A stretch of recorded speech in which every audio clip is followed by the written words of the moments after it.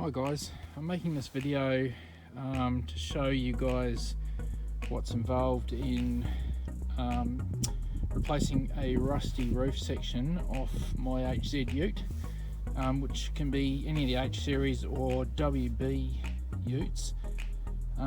This is the old section off the roof. What I've done is I've cut these out already, and I've taken photos as I've gone so that hopefully we can put together a bit of a montage of the photos so you can see step by step what's involved. I just thought I'd take, so I'm almost finished the project, but this is the piece of roof that's been replaced. I've done both sides.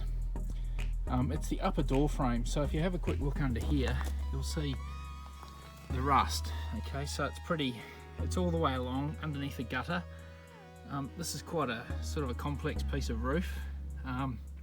The bit that's underneath it at the moment is the back skin of the section, which I'll flip over, and this one's, because I'm ready to weld this one back in, I thought I'd show you guys what it looked like once I drilled all the spot welds out and took this piece off to replace it.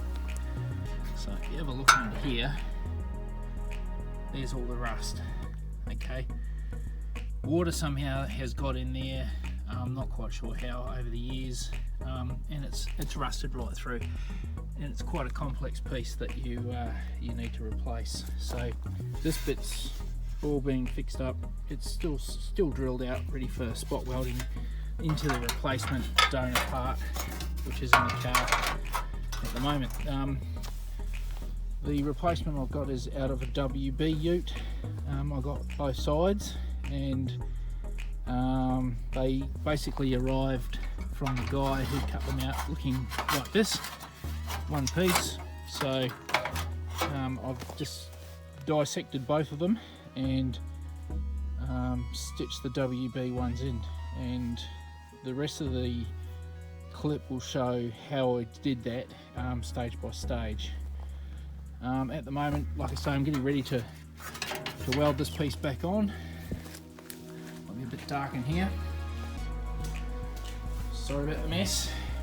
Not normally this messy, but there is the piece that's been stitched back in and red oxide primed, ready to receive this part, which is going to fit back in nicely. And there's the other side that I did first up. I wasn't too sure how to do it, so it's been sort of trial and error, and it's actually not too hard, but I thought, well, I might as well wait till I do the second one, and then I can put together a bit of the clip and show you guys how it's done. But yeah, that one's as good as new now. It's strong. Alright, thanks for watching, and hope this helps you out. This rusty Ute is an image I got off the internet. As you can see, the rust is just above the gutter, and it's pretty common on the HQ to WB Utes.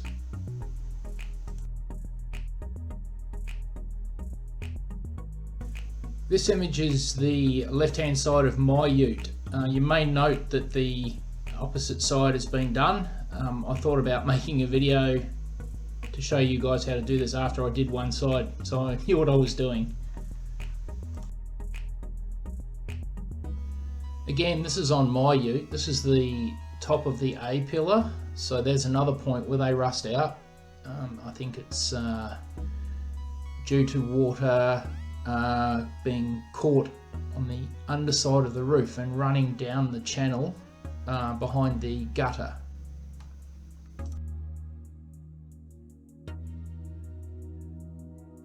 So this is what the finished product looks like. There is a slight ripple you can feel, but it's nothing major, nothing that a little skim of high fill and some bog, a little bit of bog won't hide. And yeah, so let's get into it and I'll show you how to do this. Before you do any cutting, you're going to need a roof cut from a donor Ute. This one and the right hand side came from a WB Ute. Got them both for $50, and they were in really good shape. This is the back side of the WB Ute roof cut. You'll notice that I've gone around it with a buffer wheel to expose where the spot welds are. This is the easiest way to get through the paint and figure out where those spot welds hide. Go around all the seams on the back side. You'll need to cut a straight line through the backing plate close to where the sun visor will mount. The reason for this is that you can't take this piece off without damaging it, so you'll need to make a cut through there.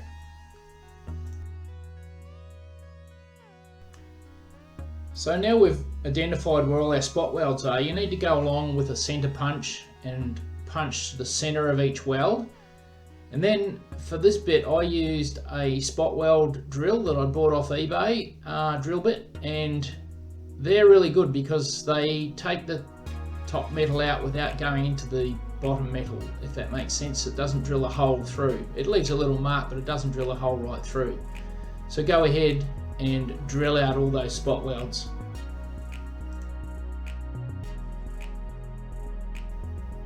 So as you can see, I've managed to successfully get the two panels apart, and the backing plate, if you like, is off in one piece, and that's quite important. And you'll see that there's barely any rust in the main frame structure that we've taken that backing plate off.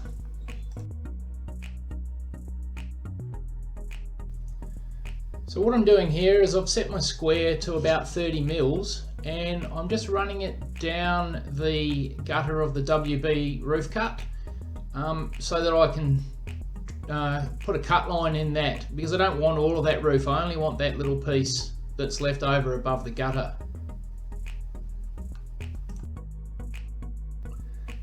Without moving the setting on the square, I want to mark the same line on the roof of my ute so that I can get exactly the same amount of sheet metal left when I'm finished. This is what the back side of the WB roof cut looks like once the excess roof material is removed. I've gone and hit everything with the wire wheel buffer just to get all the paint off as well, because you might as well do it while you're cleaning everything up. This one had a little bit of surface rust, but nothing major, nothing structural. Again, another photo just showing the extent that I buffed this one out to remove all the paint. Before I make any changes to my ute, I welded in a steel brace inside the roof just to try and hold everything together. It didn't really move, but it's always a good idea to try and keep things as stiff as possible. You'll notice too that I've got the ute upside down. I've got my ute on a rotisserie, which has been a great help, because there's no way you want to try doing this in situ if you can avoid it, because you're going to be working overhead all the time if you don't. As with the WB roof section that we prepped earlier, we want to go around our ute inner roof section and buff it up to reveal where those spot welds are, because we're going to remove this piece as well.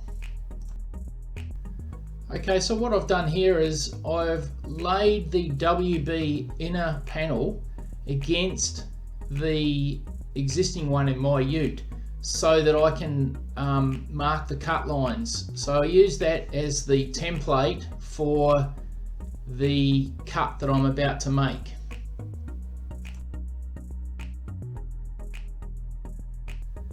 It's a little hard to see, but there is a pencil line that's running through that piece that we've got to cut above the A-pillar that was shown in the previous slide.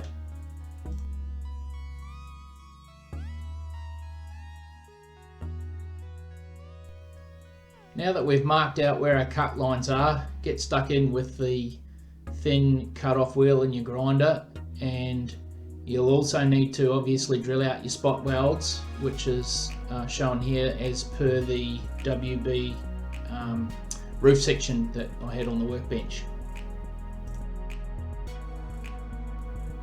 just a bit of detail. You can see where I've drilled out the spot welds and put the cut line in by the sun visor based on the template that I used off the WB roof section.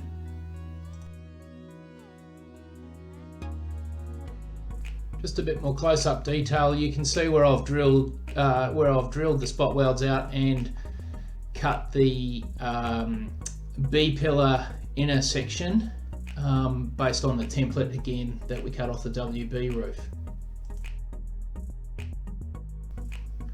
So being very careful, we managed to get rid of that inner panel, and you can now see the exposed structural section that is completely rusted out. So this is a bit of a close-up of the corner where it goes down into the B panel. I even found some gum tree leaves in there, and you can sort of see the rust, so it was pretty bad. Okay, now we need to mark and cut the B-pillar structural section out, the piece that's rusty. The rust doesn't really go down inside that pillar, it's more around the top, because the roof line allows it to rust from the top of the structural section, if that makes sense. So mark that out according to your donor piece and then cut it.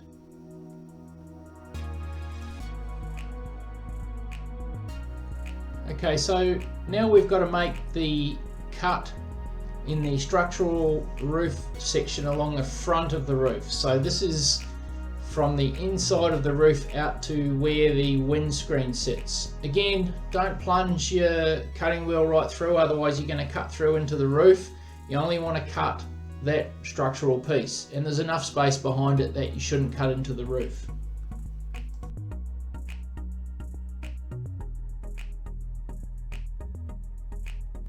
Okay, so now we need to transpose the measurements from our donor piece at the A column, the A pillar, and try and get them as close as possible. Even if you err on the side of caution and cut slightly higher up to the roof, at least then you've got enough material to muck around with it and get it looking about the same. I just basically measured everything off and cut it so it was exactly the same as the donor piece that I'd bought.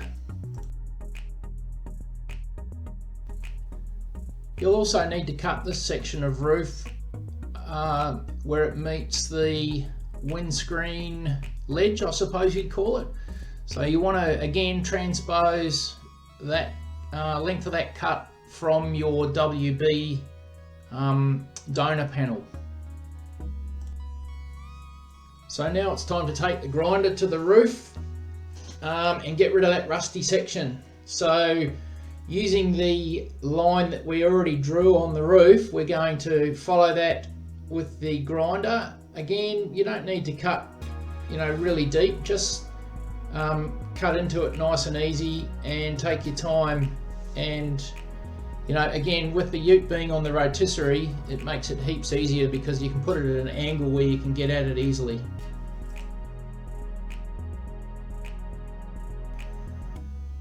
Okay, so what you can see here is the factory join, which is a spot weld, and then it's soldered in the factory. So what I've done there is I've heated up the solder with a flame and nothing too hot, and then I've got the wire brush out and I've brushed all that solder out.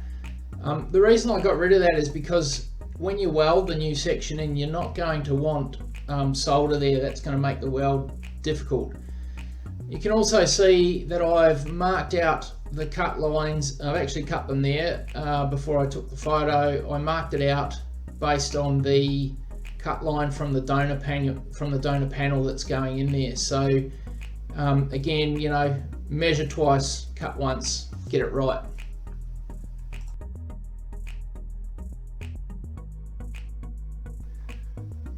All going well, you should have now cut the rusty piece out, and that's the top frame there is the one out of my ute, and the bottom one is going to be the donor panel. So you can sort of see how they match up with the A pillar and the B pillar cuts, and yeah, you'll be happy to get that out.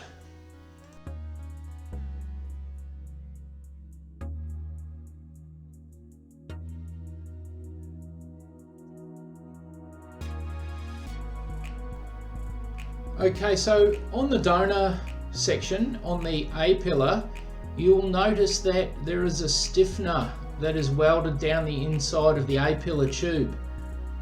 It's important that we weld this back on because this adds to the strength of the roof, you know, in case you have an accident or something like that. Don't just weld this straight back on, and I'll show you how to fit this in.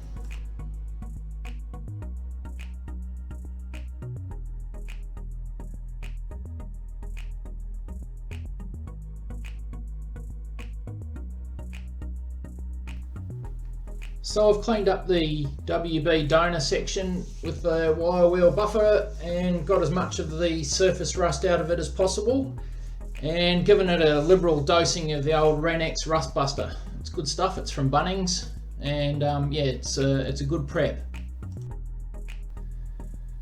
Give it a good coating of Rust Buster and let that dry overnight, and remember to wear gloves.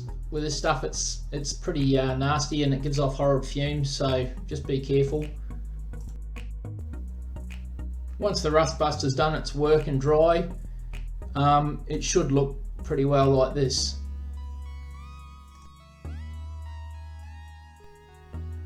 Okay, now comes the fun part, or the exciting part, or the daunting part. So what you're trying to do now is you're trying to fit the donor part into your Ute.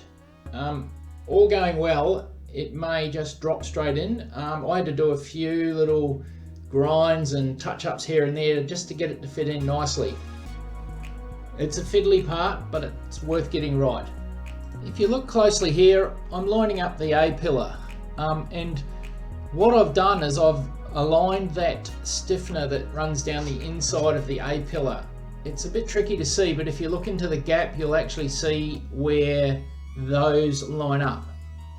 It does look like a big gap, but the important part is that inner piece is the structural bit, and that is lined up now and ready to weld. Again, another angle showing the A pillar line up. You'll also notice that the WB roof is a few millimeters shorter than the HZ roof. I didn't want to try and match it at the front because then the back wouldn't match. So I thought I'll match the back up, and then I'll make a little piece to go in that front section. Okay, you can get to tacking in the new donor outer skin. You'll notice that I had a fairly big gap on the bottom. Gaps like that don't really daunt me. I can fill them in okay. The important thing is not to get too much heat into any of these panels, so take it nice and slowly and let the welds cool down in between.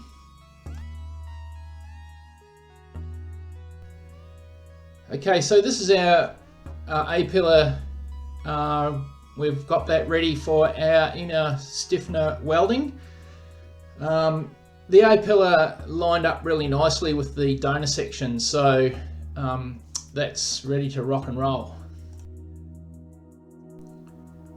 And here we have the A pillar stiffener welded up, and you know it's a fairly easy weld to do. I suppose that gap that I'm working with would be about 3 to 4 millimeters on the inner and outer sections of the A pillar. Okay, so now it's time to go along, spot welding your roof sections together. Again, take your time, don't overdo it with the heat. That's the critical part of getting these two joined up. And now working from the inside of the B pillar, we will go and weld that joint together. Quite easy to get into with the welder. So working backwards and forwards with the welder, you can see now that I've closed in the gap on the A pillar.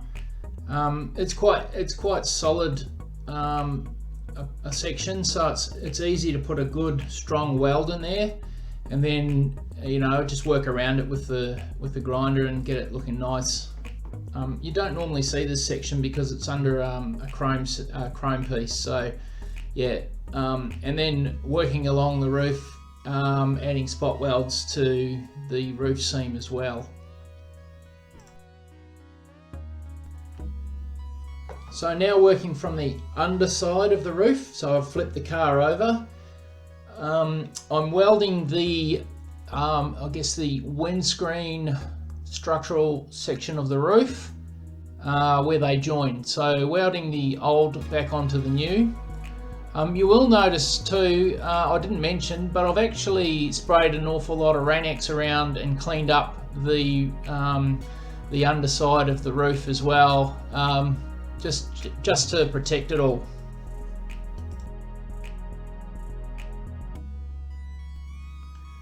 So here in this photo, I've finished all of my stitch welding on the roof line.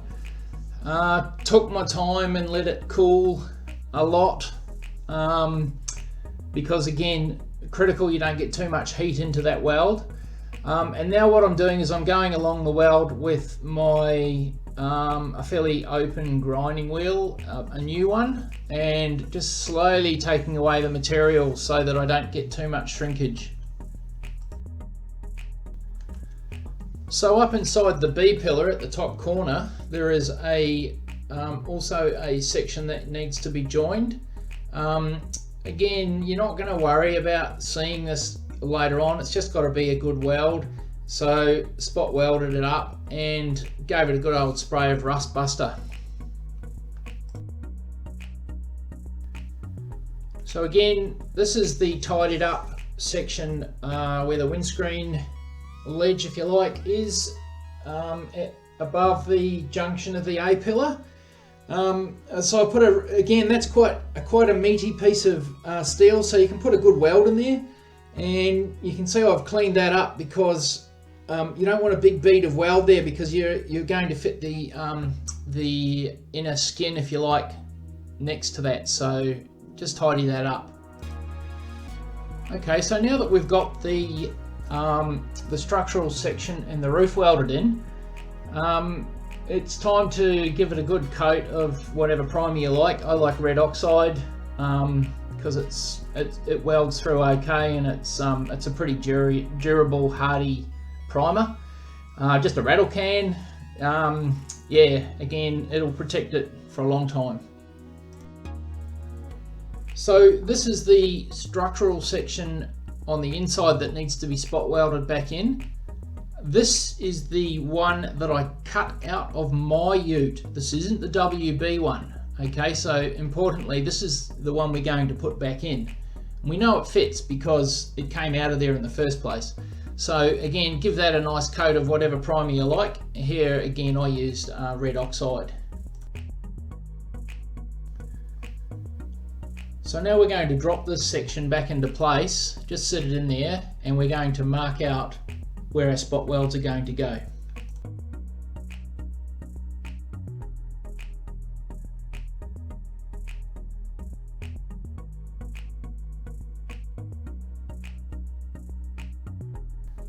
I like to grind the primer off where my spot welds are going to go. Red oxide is a weld through primer, however I find that if you've got clean metal on the back side, your spot welds will turn out a lot better, and you'll get better weld penetration.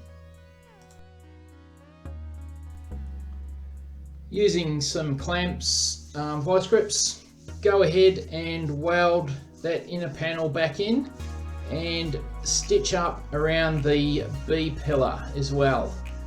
And then you can get stuck in with the grinder and clean up all those spot welds and those other welds. You'll notice that there's also a weld along the front by at that join where the sun visor is. Again, it's a nice thick piece of steel, so you can get some decent heat into that and get a good weld into it. Once you've cleaned up all your welds, You can go back over it with a flat wheel, or you can use a wire wheel, either, and get it nice and clean, ready for primer. And there we have the finished product. Yeah, it looks like the original. It's as strong as the original. Well, it's stronger because you've got rid of all that rust, and you know, it's not that a harder job to do. It seems hard, but you know, I think if you've got to this stage and you've managed to do it, you've done okay. And yeah, that's it. Happy to leave this here now, and if there's any questions or whatever, you can hit me up on the YouTube question page, and I'll do my best to answer them. But hopefully this has been helpful to you guys. Cheers for that. Bye.